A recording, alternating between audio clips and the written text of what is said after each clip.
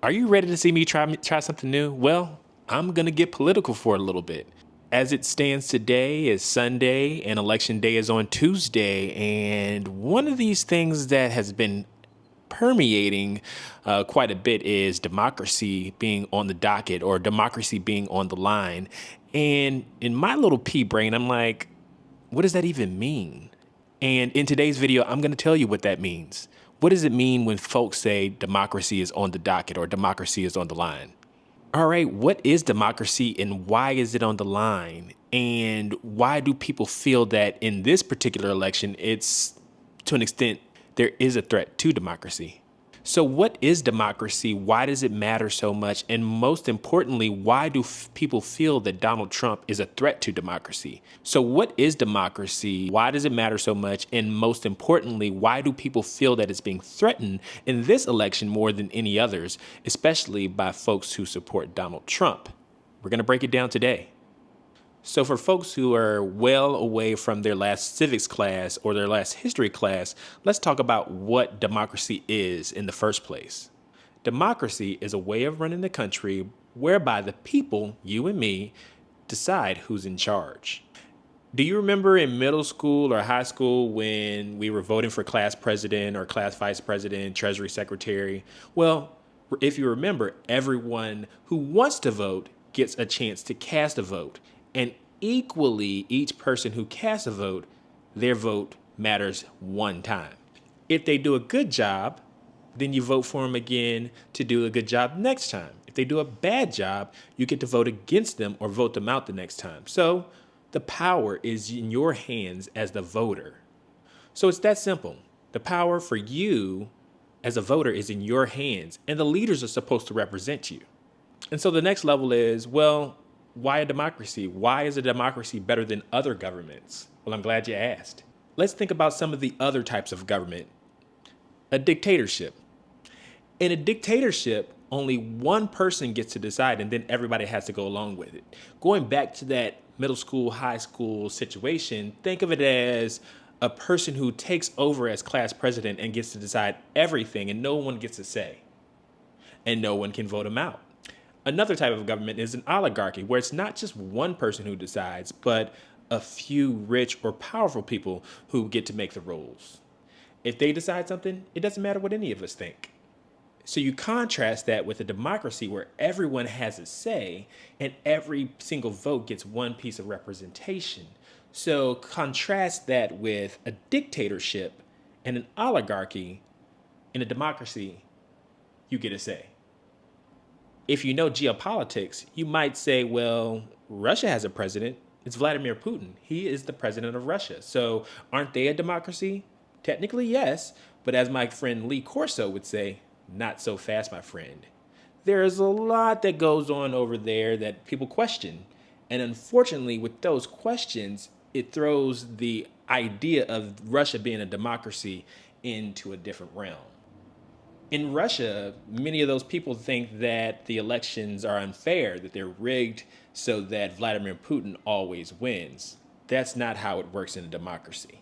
So while they vote for Vladimir Putin for president to be a democracy, that's not exactly how it seems to work in practice. On paper, yes, but in practice, no. So democracy in general, by the broad definition, as far as in theory, isn't perfect, because in practice, it can be used another way. And so that's where this whole democracy thing and democracy being on the docket gets very, very interesting. Donald Trump has voiced his admiration for Vladimir Putin many, many times. Vladimir Putin, Xi Jinping, Kim Jong-un, and others, MBS, very many times. He talks about how strong and how powerful Vladimir Putin is. And that's why there's a question. Does he want to run America as president in the same way that Vladimir Putin does? So if you imagine someone like Donald Trump being in power, someone who already does not believe in fair elections, has questioned rigged systems and rigged voting machines, and if he's questioned those voting machines, when in charge, he may want to change the rules. already showing us that he doesn't fully accept the results of the last election. And that's what worries people. That's what people mean by democracy being on the docket. If he would like to change the rules at that point to suit him and him alone, that's when he makes the US more like Russia. And at that point, the elections aren't about all of the people. The elections aren't about one vote having an equal piece in the voting system as other votes do. So when you look at it after the 2020 election, where Trump has not accepted the results of that election, that's when people are beginning to say democracy is on the docket and they are worried. He continues to say, even to this day, that the election was stolen, that he doesn't accept the results of the last election, where in a democracy, we get the results, we live by the results, and we move forward, whether the person who we wanted to win is the winner or not. And so when leaders start saying that the election is stolen, people lose trust in the system. And you can't blame them, especially in the digital age when there's so much information in the deep, dark corners of the internet where any opinion has a community. It's very, very easy for people to lose trust in the system when they keep hearing the same lie over and over and over again. And so you put together the admiration for Putin, the loss of the people's trust in the system, and that's where democracy begins to break down. Because the people who've lost trust in the system align behind a person who admires a dictator or an oligarch. And so you take Trump's admiration for Putin and people's loss of trust in the system, and that's where democracy begins to break down. That's when someone can come in and change the rules to align with those folks who have lost trust in that system. And that's where the US begins to be run a lot more like Russia than what we've seen historically. And so when you compare a democracy versus the dictatorship and the oligarchy that we've talked about before, that's why we fight for democracy. We fight for democracy because every person has a vote, and the winner represents all of the people, not some of the people. We fight so hard for democracy because it gives us freedom. Democracy allows us to choose our leaders, speak our minds, and live in a world where we choose to fight for more freedom. In a dictatorship or an oligarchy, those freedoms that we have to speak our minds, to vote on the people who we want to be put in, those freedoms disappear. And that's what the fear is today. Would those freedoms disappear if Trump is allowed to change the rules? Because as we've seen with some of the folks in Congress and how they've changed their views, how the Supreme Court has sided with Trump in certain court cases, when you have a number of people that are aligned behind a certain person who decides to change the rules, what happens if you don't like that person anymore?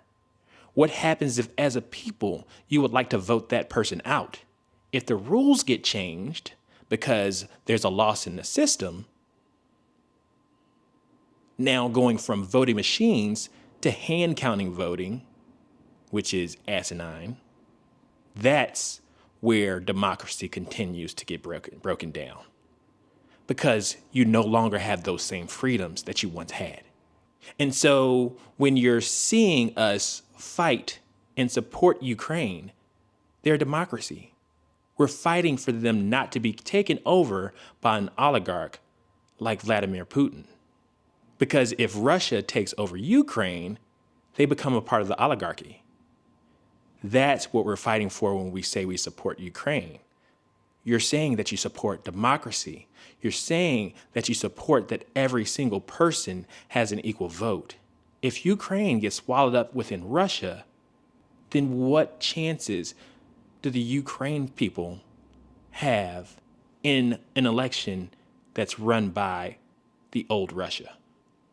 So when people say that democracy is on the line or democracy is on the docket, they're talking about the system that gives us our freedoms. We want to continue to have the same freedoms we've always had, win or lose, that we get to, in 2 years, vote for another set of House of Representatives and some other senators, that in 4 years, we can vote for a new president if this presidency isn't the right one. Democracy matters because it puts the power in the hands of the people, like you and me.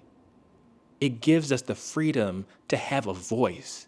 And so when you hear people saying that, oh, well, that person shouldn't have a voice or that person shouldn't be able to vote for these different reasons, that's when we've got to pay attention.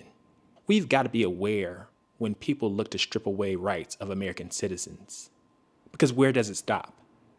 It could be you next. Who's exempt and why do you think that you're exempt? Because you were born here? There are a lot of people whose rights get stolen away even after being born here. Thanks for watching today's video. And remember, vote on Tuesday. Your vote matters.